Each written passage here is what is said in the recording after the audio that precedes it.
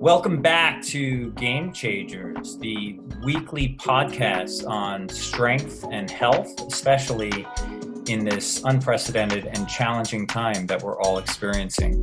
I'm David Spear, your host, along here with Stuart Burton. And I'm coming to you from Phoenix, Arizona. And Stu is coming to us from New York City. So we're really excited about this show, Stu. I think this is going to be great because, we have a great guest today. I'm really, really excited. I'm just going to take a moment just to kind of introduce our guest, and then we'll bring him in. What do you think? Awesome. Let's do it. Let's do it. It's time to get ready. Let's go.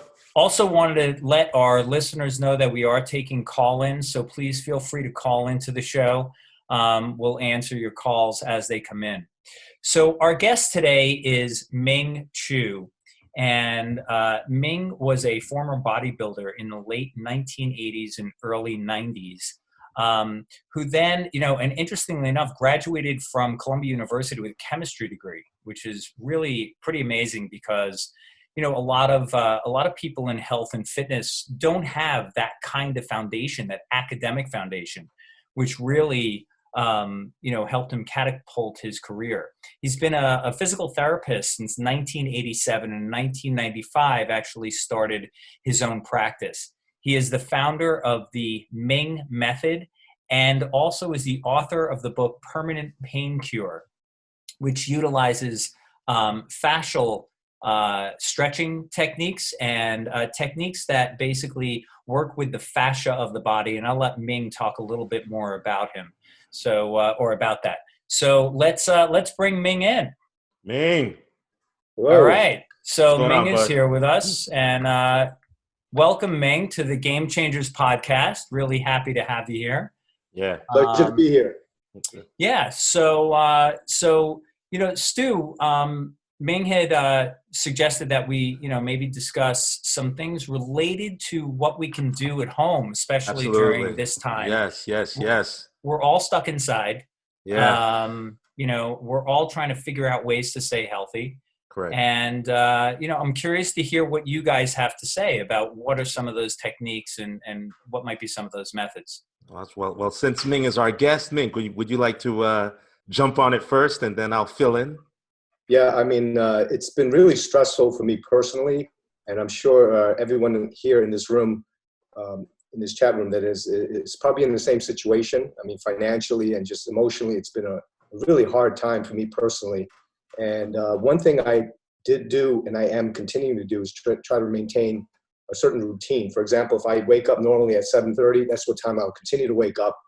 Today I woke up at 8, so I broke my own rule. But I still woke up at a reasonably early time, even though I have 0 patients. My entire physical therapy practice has been shuttered. I've had no income in over 2 weeks. And luckily, my Chinese mother and father would always tell me to save your money for a rainy day. So I've been very fortunate that I've been diligent in saving. And so I can probably come through this without that much trouble. But I know that they say 80% of Americans are not in the same situation where they are living paycheck by paycheck.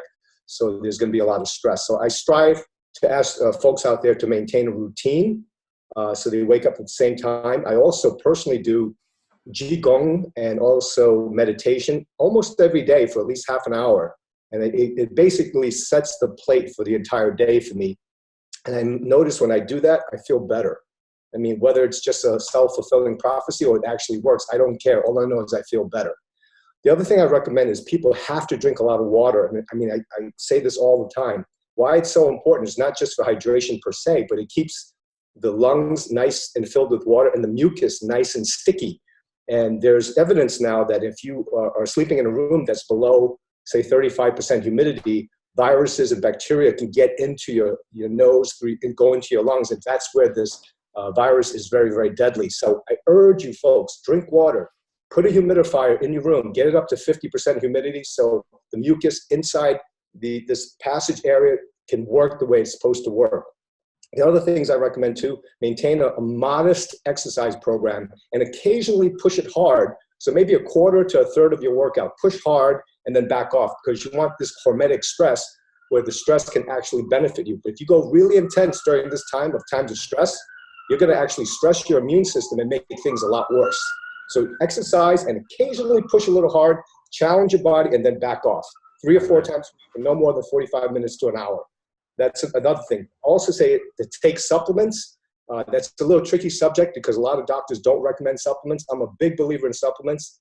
I have a degree in chemistry from Columbia University, so I have the ability to kind of decipher with my knowledge about taking certain supplements, and I believe that they can absolutely help in this case. If you're going to plan to use supplements, I suggest you go speak to a qualified naturopath or a complementary medical doctor or some person that really knows everything about supplements and using food as medicine.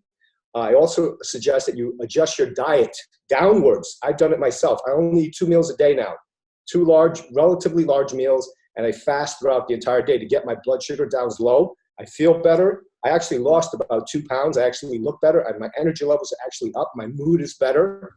So people are always eating sugar. It's actually going to cause insulin sensitivity problems. It's going to mess up your mood. So it's very important to keep your brain functioning properly with the stable blood sugar levels by only eating more infrequently, really. So eat less, manage your weight, and don't get overweight during this time. And the final thing is basically learn how to calm down. I mean, spend your time with your friends, communicate with them by phone, whatever, and make sure that you stay out of this downward spiral. Because I found myself getting into it also, but by speaking to people like Stu's a friend of mine, we talk and we get each other's moods up. So that's what I work. Yeah. Man, damn, Ming, you just said it all. Those are great. Absolutely great suggestions. Yeah. Just to touch on that just a little bit, I think talking about the training is super important. The getting into a rhythm, the training itself, being consistent. Those things are going to make you feel a little bit more grounded. And what you really want to feel is a little bit more normalized, a little bit more grounded. Even though things are, up and down and all around, when you have something that you can stimulate your body with through exercise, you're going to create a high. And like Ming was saying, you don't want to destroy yourself. Back in the 60s, there were training routines that were for boosting your immune system. And, these were things that I learned, feeder workouts. A lot of people don't really know about feeder workouts. Feeder workouts are just to push blood through the body, increase oxygen and blood flow. What you want to do is, like Ming was saying, either add only the last few minutes of a workout, make it intense. What I always recommend, keeping those workout times low. Don't go too long. You really don't need to go long. You do need to push the body from time to time because lymphatic work, driving a little bit is going to actually make you stronger. It allows the body to deal with stress. Weight training at the barest and lowest level is stress. You're applying stress to your body, but what that does, if you do it in the right increments, you learn to deal with other stressors much better. You're making the body resilient. You're making the body strong. So, definitely do those workouts. There are a few things that we could talk about inside your home that you can do. You can always contact me at team@ironandsilkfitness.com. We give out programs and we're doing a live stream, and it's just going to help to get people, more focused on things that they can do inside the house. Hydration, super important. You have to have enough water in your system. If the water is not there, you can forget it. The body's going to start to shut down. So water is one of the most important things. It helps with that conversion of food and supplements. Because if you have the right supplements, you have the right food, and the water is no good, the conversion is not going to take place. So you have to make sure that your water is there. That's one of the most important things as well. Let me, I wanted to bring something up, Ming, that you talked about, which is the mucosa in the lungs and keeping it sticky. And, I wanted to relate that to fascia because what you're finding now is people are at home. A lot of people are sitting. They're sitting much more than they have been. Usually you're walking, especially in New York City, it's a walking city. So you're constantly walking. Right. And whether you are flexible or you're not flexible, at least you are stimulating peripheral circulation. You're not doing that now because if you're in an apartment, you can only walk so much, and then you're sitting down, or your movement is impeded. So I'm curious to talk about a little bit about that, how to stay flexible. Obviously the hydration is going to help, but where are we with that? Are there some techniques that people can do at home that will help? You came to the right guy, because at the risk of sounding like I'm shilling for my book, in fact, I'm going to get it right now. I'll show it to you guys. See, this is the beauty of being on video. Yeah. All kidding. Couldn't do this on the phone. This is my book, The Permanent Pain Cure. And I wrote this book about a decade ago, and it really basically will cover a lot of the things that you are talking about. It teaches you how to do spinal decompression stretches, and also fascial stretches locally for each muscle. So it is true, if you're sitting a lot, if you're not moving a lot, your hip flexors get tight, your buttocks get compressed, your abdominal muscles sag, your pecs tighten to the forward position, what we call the flexion posture. So everything becomes really, really tight. So even when you're standing, you look like you're sitting. And that's going to cause a lot of problems. It's going to cause back problems and neck problems, all kinds of weird things go on. So I urge you, really, I mean, I know it's my book. It sounds awful, but I sincerely mean this. My book can really, really help people, because it goes through about what we talked about with Stu and I, about hydration and taking key supplements and doing the myofascial stretches and the spinal decompression stretches. Another thing, I want to say this, is that, Stu and I were pretty advanced bodybuilders. I was a bodybuilding champion. Stu himself, an accomplished bodybuilder himself. And I've noticed personally a very disturbing thing that's happening on my body. And don't show it to nobody, Ming. I used to have one of my best body parts on my body, and you know this too, because you watched me compete when I was a young man. Yeah. My legs were really big, and they were really defined. Yeah, good legs. That's part of my body. And I'm telling you, in the last 2 weeks, I don't have access to a squat rack anymore, and my legs have gotten small. And I've noticed noticeable atrophy on my legs. I'm saying, oh my God, what's going on? And my legs are much bigger than the average person's, and I can see it, the drop off. So can you imagine a person who's not lifting weights, and all of a sudden you start to see the atrophy in the gluteal muscles, the hamstrings, the quads, and the calves? Think of that person's functionality over time. If this guy is 60 or 65 years old, who's not a weightlifter, starts to atrophy like that. Once this emergency is over, his ability to ambulate and function normally is going to be diminished.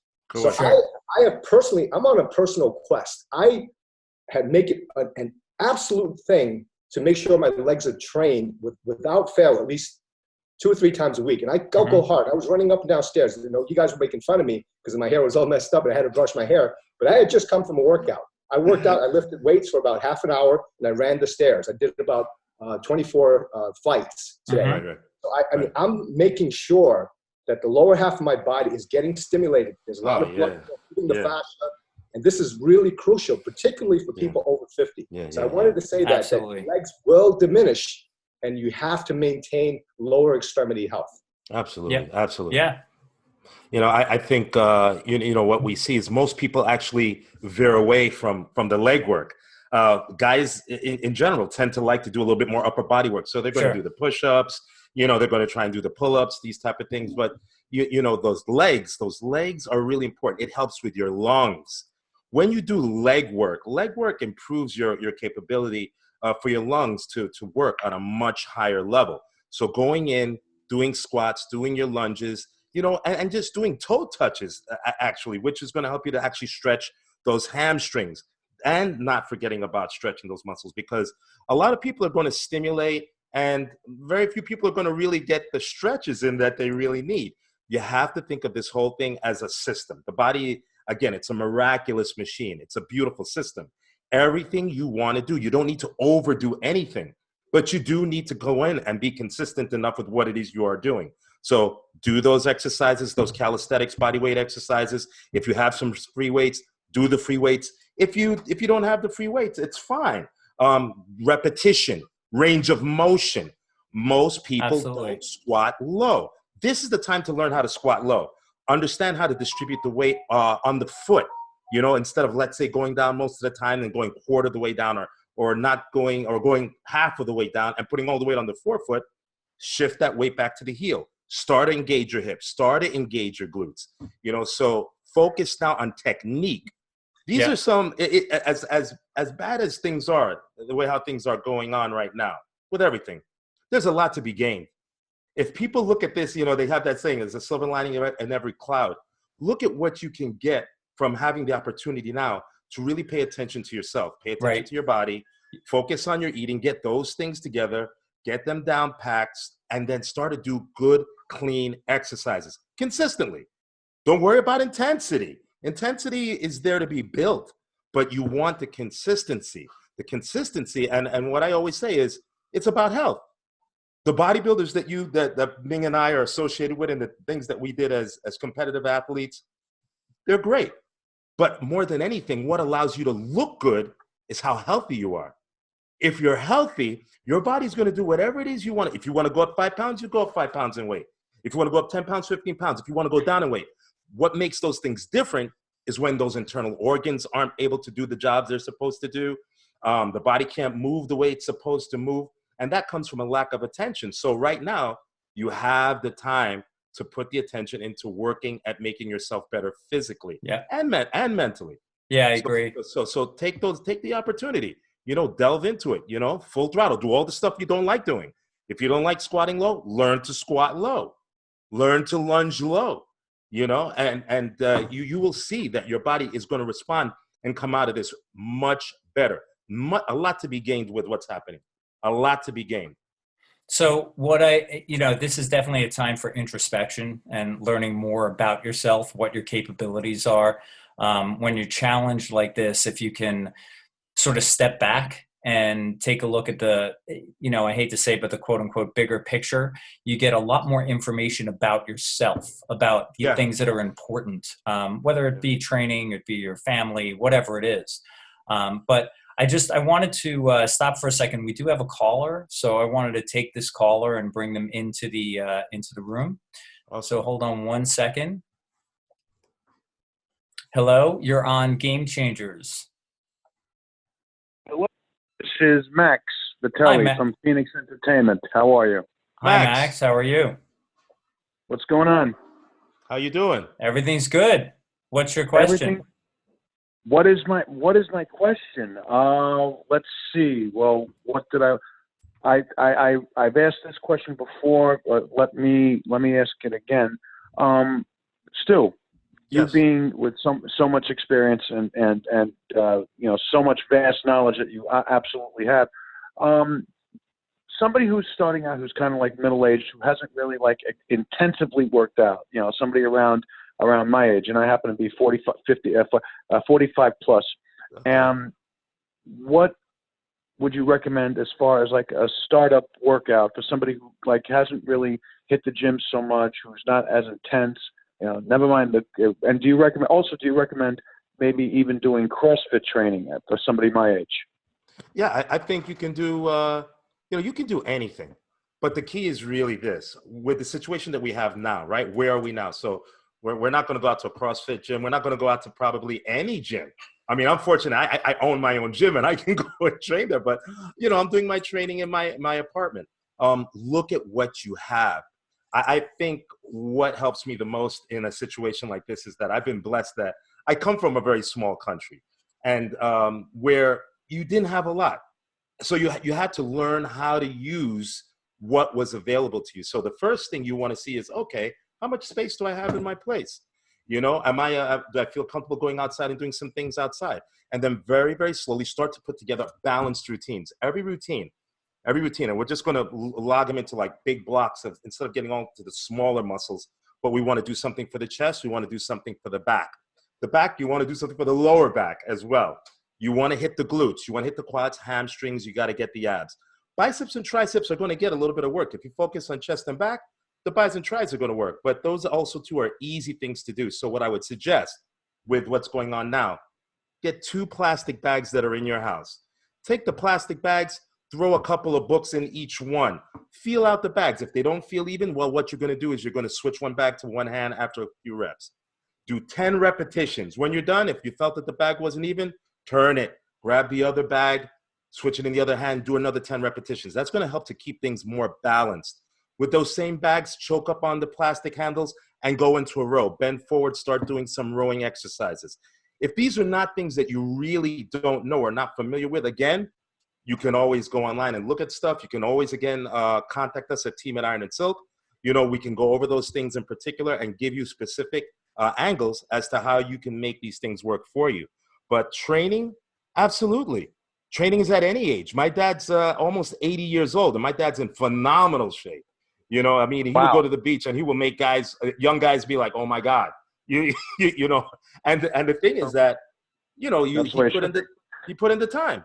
This body doesn't have to age the way how it tends to age. It's how we treat it. You know, so we want to make sure that start easy. Every workout shouldn't be so hard that you're so sore that you can't recover.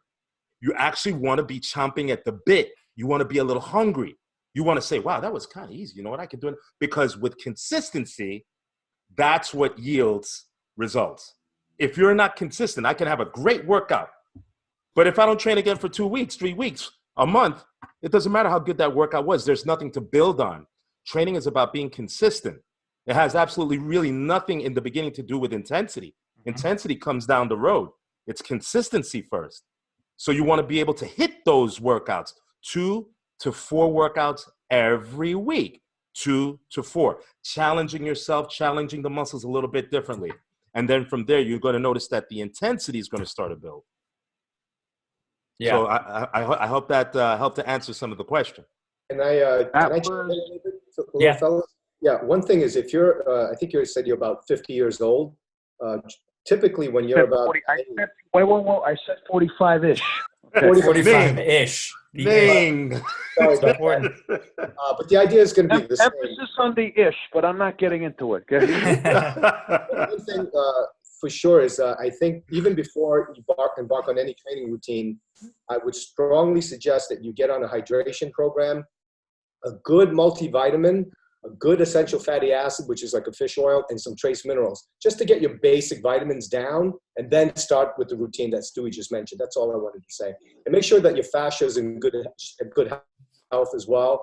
I would do some foam rolling and do some stretching, maybe before you embark on a weight training routine, because you need to make sure that the connective tissue, the fascia, the hydration's all in place, and the nutrition's all in place before you embark on a real serious, or even a semi-serious weight training routine. Yeah. And I'd like to add also, I think that, you know, you're from Phoenix, Max?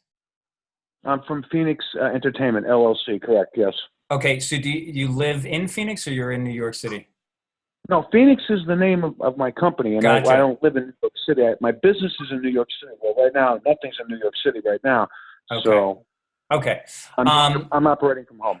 Go ahead. Okay. No, I was also going to say, you know, if it's possible, when you said Phoenix Entertainment, I thought of Phoenix because that's actually where I am, is that, you know, if you do have any kind of space outside to walk, if you could, just to get the circulation going. Got to get Again, out.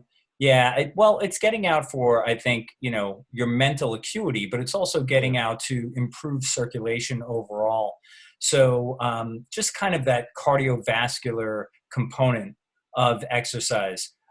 You'd be really surprised at how beneficial walking can be. And again, it's about consistency. So if you can get out there 3-4 times a week and walk, it would do wonders for just kind of getting your body prepared.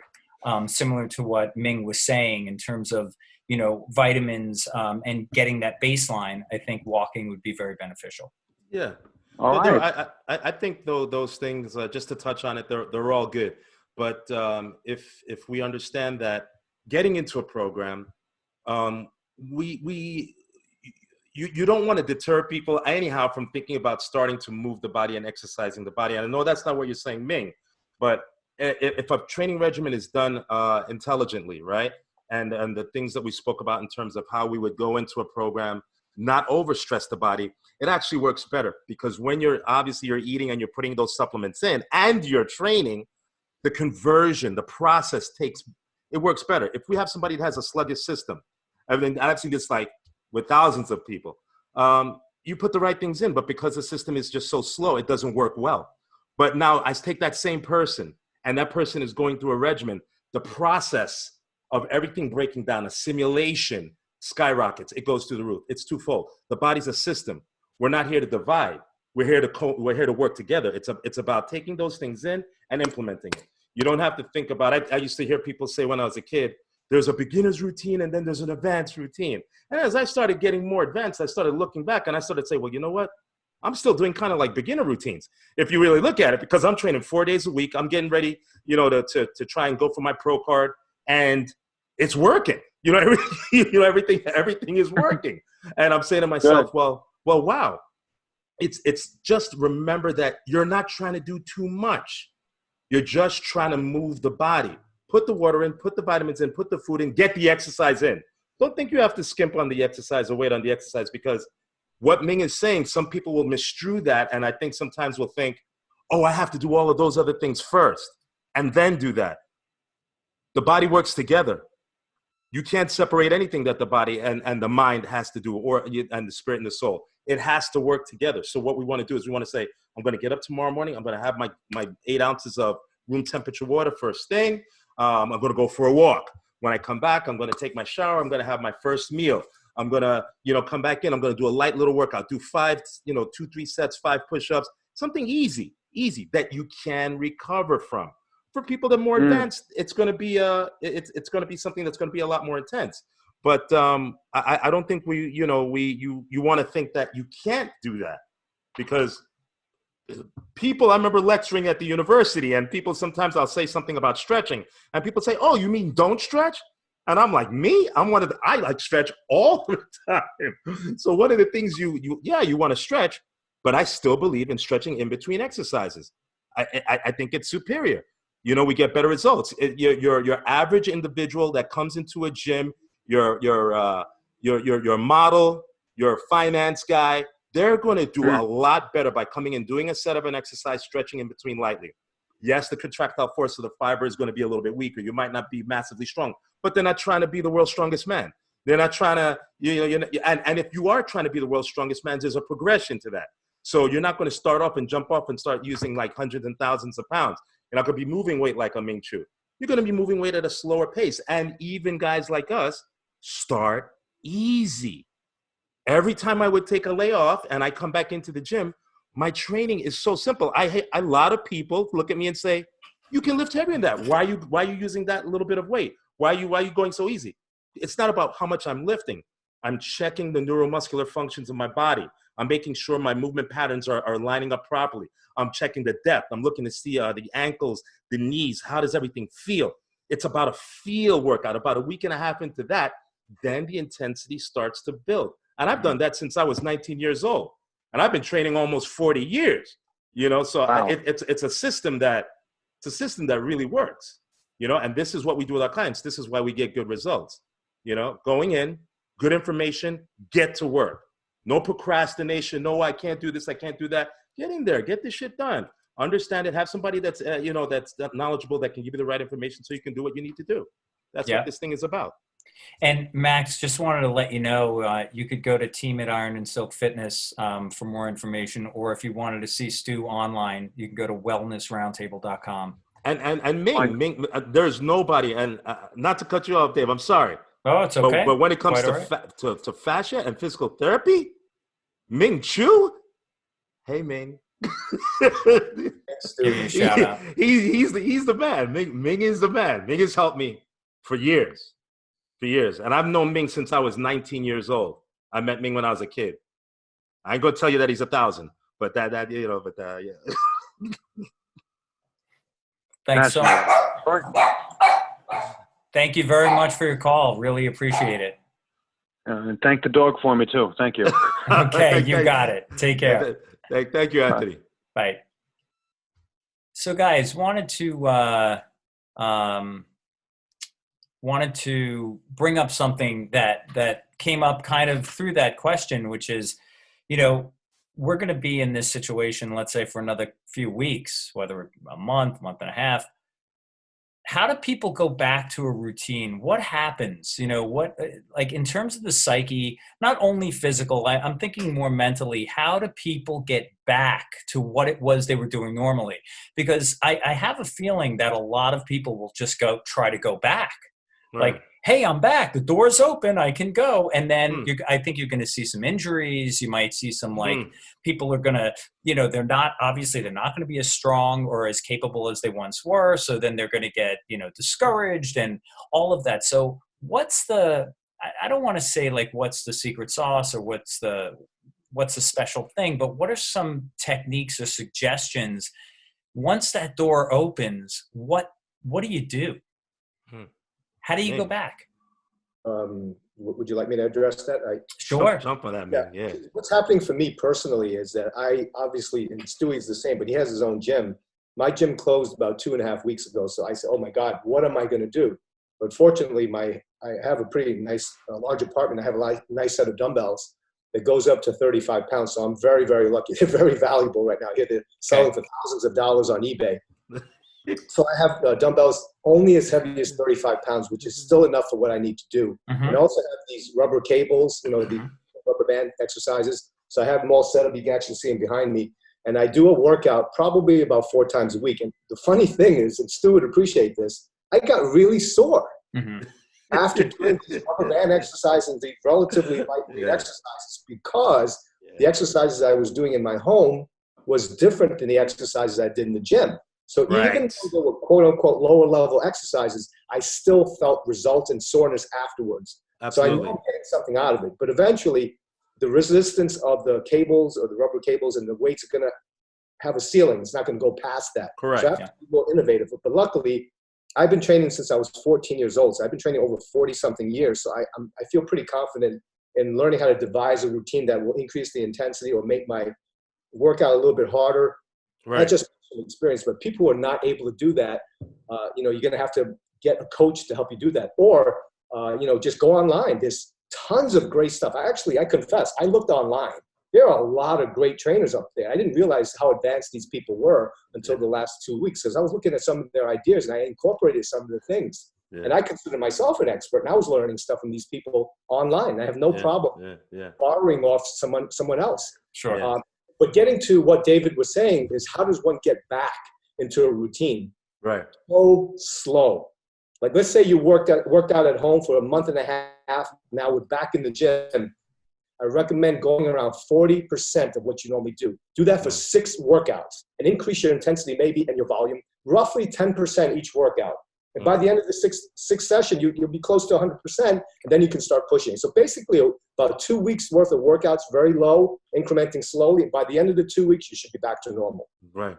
I want to say something. I want to say something about that. See, from being both competitive athletes, what I think gives us a real edge, to be very honest, is when you're competing, you're trying to, and especially on the level that we're competing on, you're trying to be the best, right? So you're competing against the best. You compete against like really great guys, and you have to understand progressions. You got to understand the first thing we do in bodybuilding to compete. First month, we're going to cut sugars.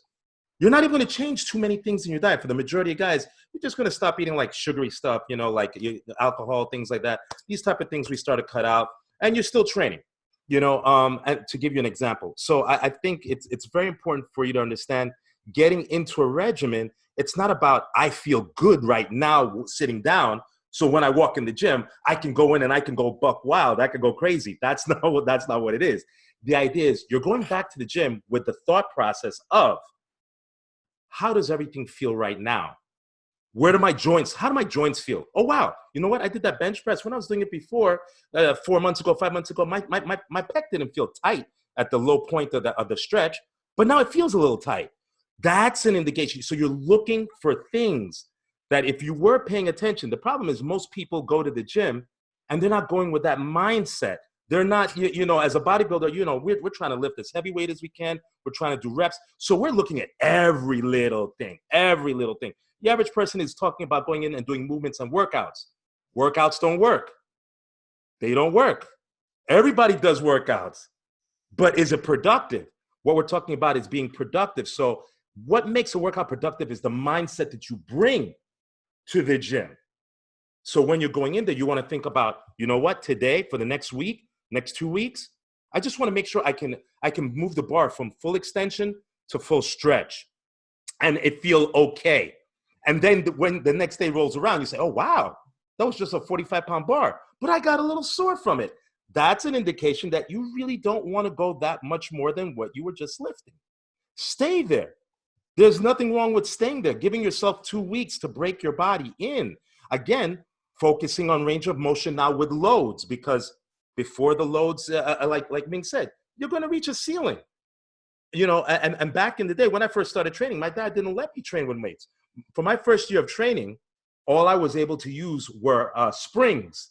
And I was talking with Leon Brown about this, and Ming Chew knows who Leon Brown is as well. And we were laughing at it because exercise springs, today they use bands. But back in the 50s and the 60s, a lot of guys were using springs. You'd open the spring, and sometimes the spring would pinch you. You know, you'd be like, "Oh my God!" You know what I mean? You know, Ming's laughing because he remembers that stuff. You know, today they don't know about springs, but those type of things got you ready. It got you ready. So after a year of that, then my dad allowed me to start to lift weights. So all I did was dips and chins, do spring exercises. You know, I was doing body weight squats and just learning the form, the technique for a year. I did that. Now, I'm not saying that you guys need to do that. You know, my hopes and aspirations as a kid was to maximize my potential as quickly as possible. Most people are not starting that at an age 12. You know, they're doing this at different ages, and most of them are a little bit older. But the idea is still how we went about it. You don't have to do it for a year, but you do need to give your body a chance, a time to break in. So take it easy. Yeah. Don't go too hard. You know, get on the leg press, use the sled. You know, I wouldn't even say go in and squat the bar, to be very honest. I've always been a guy that if I take a layoff, my first leg workout is never barbell squat. It's always leg presses. The second, third workouts after that, then I start to incorporate the squat because I'm looking to see that the fluid release in the joint is there. The joint should feel good. Training should not hurt. And that's not to say that it's not difficult. It's got to be difficult at some point, but it should never feel like you're hurting yourself. It should never be hurtful. It's really good points. And I want to bring up also the idea of cardiovascular exercise, because again, we're basically at this point sedentary. You know, right. You're working out 4 times a week. That's great. But the rest of the time you're kind of in a very small space and you're right. For the most part, sedentary. I think that heart rate and heart rate recovery should also be looked at too. I think that, you know, along with range of motion, which I think is extremely important, and understanding the sort of the feel of your workout now as compared to what it was 4 months ago is a great point. But I also think that a lot of people will be eating more, and people will be more sedentary, and that's going to put a strain on the cardiovascular system. So maybe you didn't know what your heart rate was before, but I think there's a very kind of easy way to determine where you're at, and that could be by looking at heart rate recovery. So if you are exercising after we get through this, you know, this challenging time, if you go back to exercise, just make sure that your heart rate is not staying elevated for a considerable amount of time. So you did the treadmill, you know, your heart rate's at 156. It needs to be dropping down to 130, 120, probably in that first minute after you step off the treadmill. If not, and heart rate recovery has been shown to be a very good measure of fitness, then your body's telling you, hey, you know what? You're not ready for this. You need to kind of slowly get back into the flow. But I think that, you know, I think it's an easy measure, an easy thing to kind of understand and how that really impacts your fitness. So heart rate is a really good, you know, marker for that. Oh yeah, I agree. In your opinion, Dave, what do you think would be probably the 2 best? Because somebody spoke to me the other day, and Ming, you can answer this too. I want to throw this out to Dave. Rowing machine. They had a rowing machine and a stepper. You know, and this person is really hooked on the rowing machine. And you know, how do you feel about the 2 of those apparatus? I mean, as far as you know, maintaining like really good heart strength. Yeah. So do you want me to answer first or? No. Yeah, I want to hear from you because you know you're amazing when it comes to this. So they have that's what they have. They have a rower and they have a stepper. Yeah. Is the stepper like an old time kind of Stairmaster? No. It's one of those new ones that just have the pod and you stay on that one pod. It's not the step. Oh, it's not a step. So it's not a gauntlet. No, it's not a Okay. step mill. It's not a gauntlet. It's Okay. not a step mill. No. So the first thing I would do is I would kind of alter when I use those, right? So I Mm, wouldn't use like the stepper 4 days a week for like a month. I would mm, start to alternate. Number one, be right, mm. because you're going to be focused on various muscles. Is this person a Right. rower? Have they rowed before? No, they're not. They're not a rower. As a matter What's of fact, interesting, it's an okay. old woman. What's interesting about rowing that I Yeah. have found over the years, Yeah. rowing form is very it's it has a lot of variety, so to speak. So people row differently, and Uh-huh. often they don't keep their back straight. They're not Yeah. generating the power with Yeah. their legs, finishing with the arms. They Yeah. tend to do it with a bent over back, which could Yeah. lead to like injuries.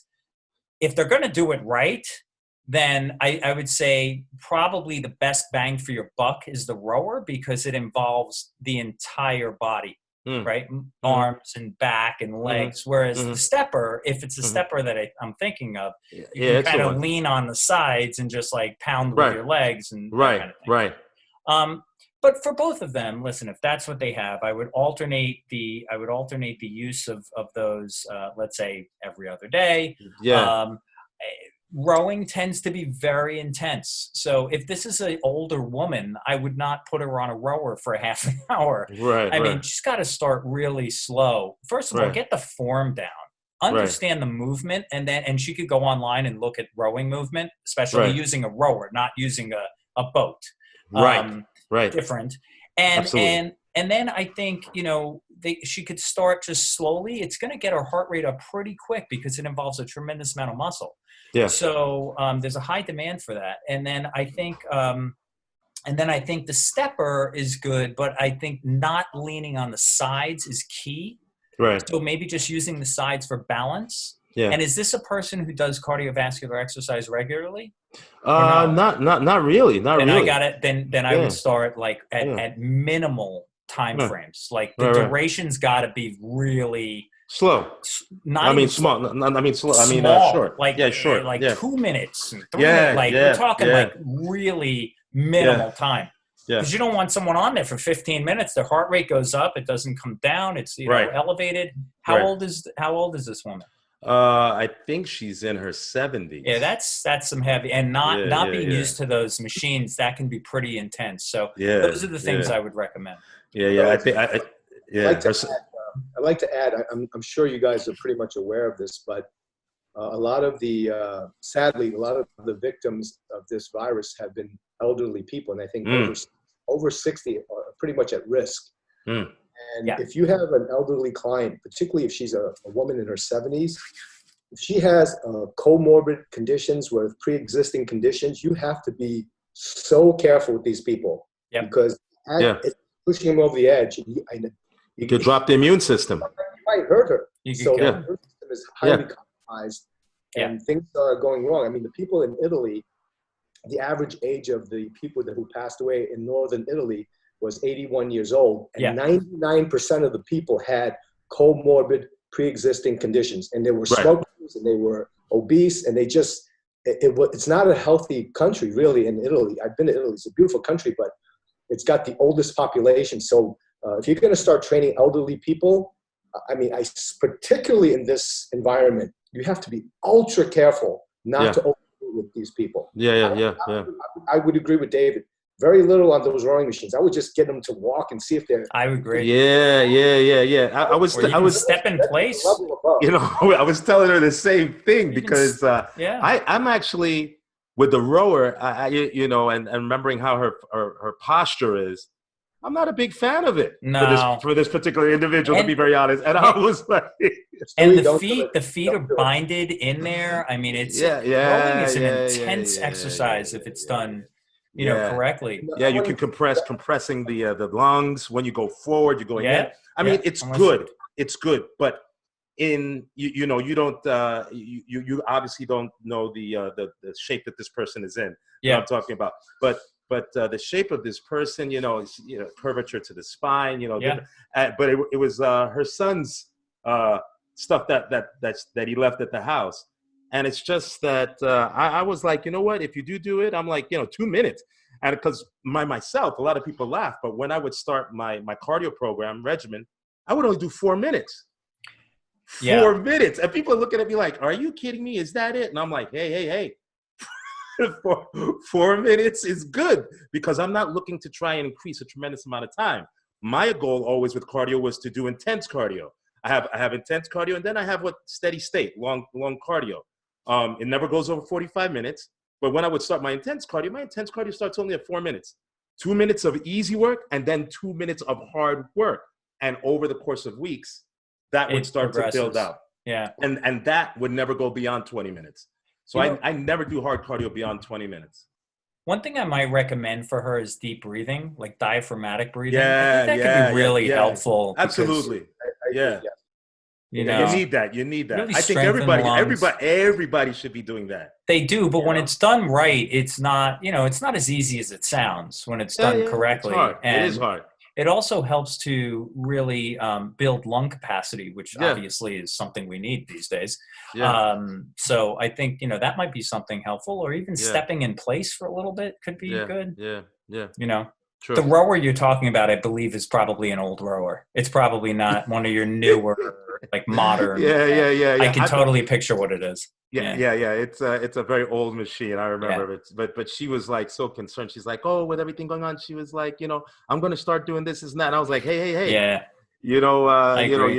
Take it easy. Don't do those things. I'm like, take it easy, cut back, But it's one of those things. And I think a lot of times people don't realize it. They just look at a machine and they say, oh, I'm going to jump on there. I'm going to go.